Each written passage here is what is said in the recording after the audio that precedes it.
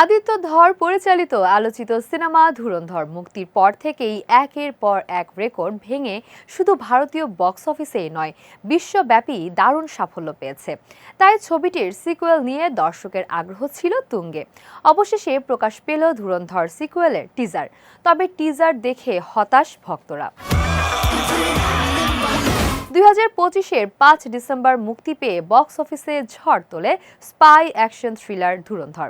রণবীর সিং এর দুর্ধর্ষ অবতার, অক্ষয় খান্নার রহস্যময় উপস্থিতি এবং আদিত্য ধরের নির্মাণ শৈলী ছবিটিকে বছরের সর্বোচ্চ আয়কারী হিন্দি ছবিতে পরিণত করে। ছবির শেষ দৃশ্যে এক রহস্যময় ভঙ্গিতে বলা হয়েছিল, গল্প এখানেই শেষ নয়। তাই সিকুয়েলের এক ঝলক দেখার অপেক্ষায় ছিলেন দর্শকেরা। 3 ফেব্রুয়ারি প্রকাশ পায় ধুরন্ধর দ্য রিভেঞ্জের টিজার প্রকাশের পর সোশ্যাল মিডিয়ায় শুরু হয়েছে সমালোচনার ঝড়।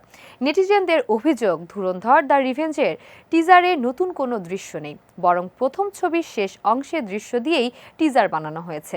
তবে নেটিজেনদের একাংশ এটি নিয়ে ভিন্ন মত পোষণ করেছেন। কেউ কেউ মনে করছেন আদিত্য ধর শুরু থেকেই গল্পের গুরুত্বপূর্ণ অংশ গোপন রাখার কৌশল অনুসরণ করছেন, তাই এবারও নতুন কিছু দেখাননি।